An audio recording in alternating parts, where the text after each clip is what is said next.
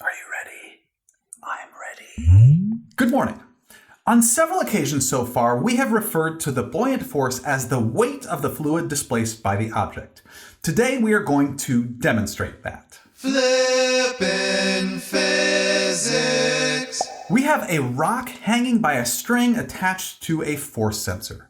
Before I lower the rock into the water in this beaker, Bo, please tell me what forces are in the free body diagram acting on this rock. And Billy, please sum the forces in the y direction on the rock. The tension force acts upward, and the force of gravity acts downward. That's it. Billy? The net force in the y direction equals the tension force minus the force of gravity, and the net force also equals the mass of the rock times the acceleration of the rock in the y direction.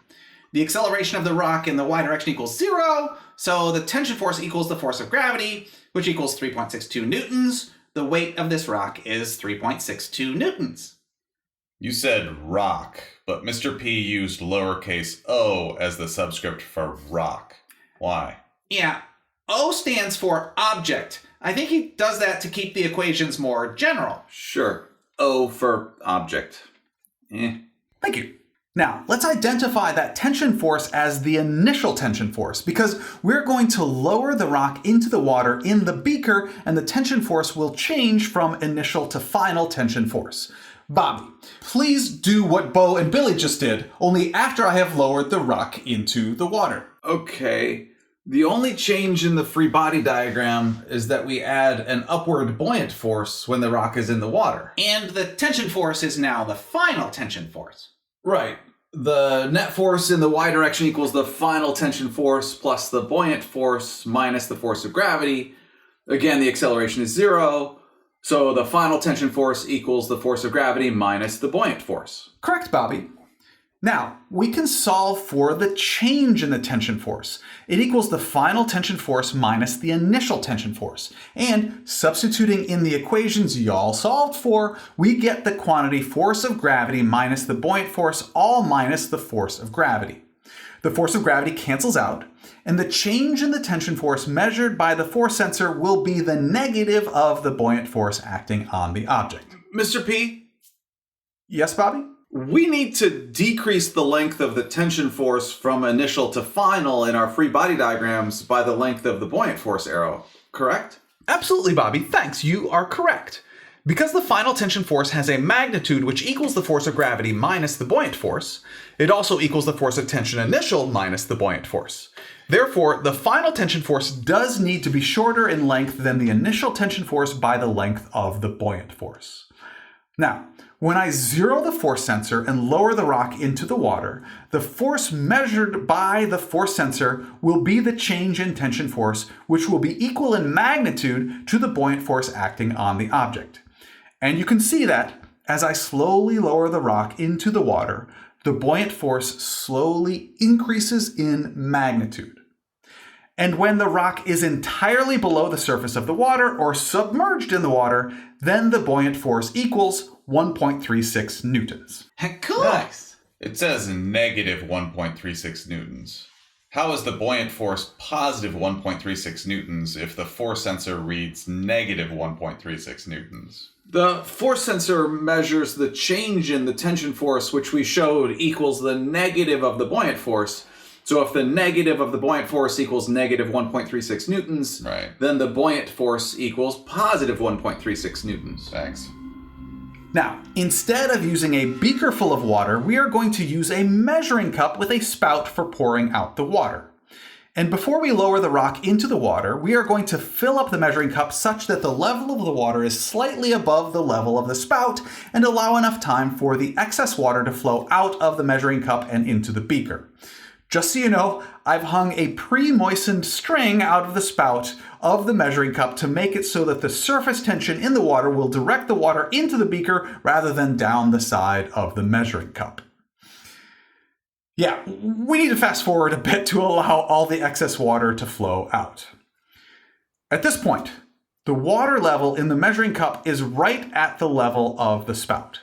Now, let's remove the beaker, pour all the water out of the beaker, dry the beaker, and again place the beaker under the spout of the measuring cup. The rock is just out of the screen above the measuring cup, still hanging from a force sensor, which I have zeroed out. And notice the beaker is resting on a force sensor, which I have also zeroed out. Now, as I lower the rock into the beaker, you can see all the water being displaced by the rock is pouring into the beaker.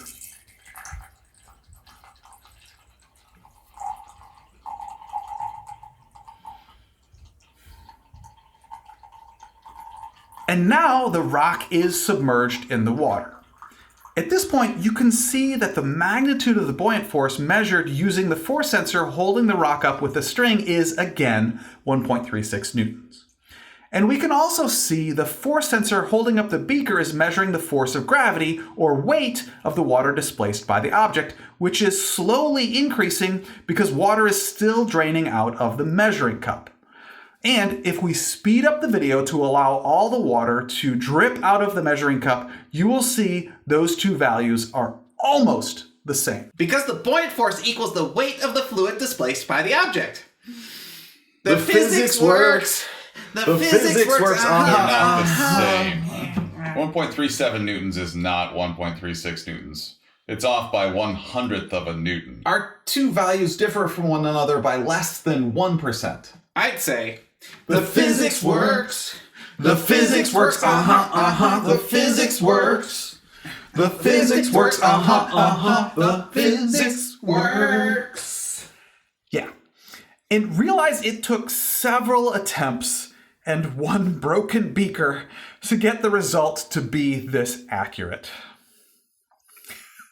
Nice. To review, we have now demonstrated the weight of the fluid displaced by an object equals the buoyant force acting on that object. Thank you very much for learning. Hold up, Mr. P. Yes, Bo? We can use the water displacement method to determine the volume of the rock, right? Absolutely. What do you mean? The volume of water that flowed out of the measuring cup and into the beaker equals the volume of the fluid displaced by the rock. And because the rock is submerged in the water, the volume of the fluid in the beaker also equals the volume of the rock. It looks like that equals 140 milliliters, and 1 milliliter equals 1 cubic centimeter, so the volume of the rock is 140 cubic centimeters. We just measured the volume of an irregularly shaped object. Nice. Eureka! And if we knew the mass of the rock, it's 368 grams. we could determine the density of the rock.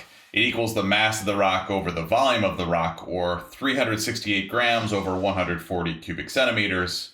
It's 2.6286, or roughly 2.6 grams per cubic centimeter. Cool. We could have just used the weight Mr. P measured for the rock right at the beginning to figure out the mass of the rock, right? Yeah. And if we go back to where Mr. P put the rock in the beaker, the increase in the volume in the beaker is the same as the volume of the water which flowed into the measuring cup, 140 milliliters. Yeah, so... That means the layer of water in the beaker above the original water level has a volume equal to the volume of the fluid displaced by the object, and it has a weight equal to the weight of the fluid displaced by the object. Cool. Okay. Yeah. Yep. Thank you very much for learning with me today. I enjoy learning with you.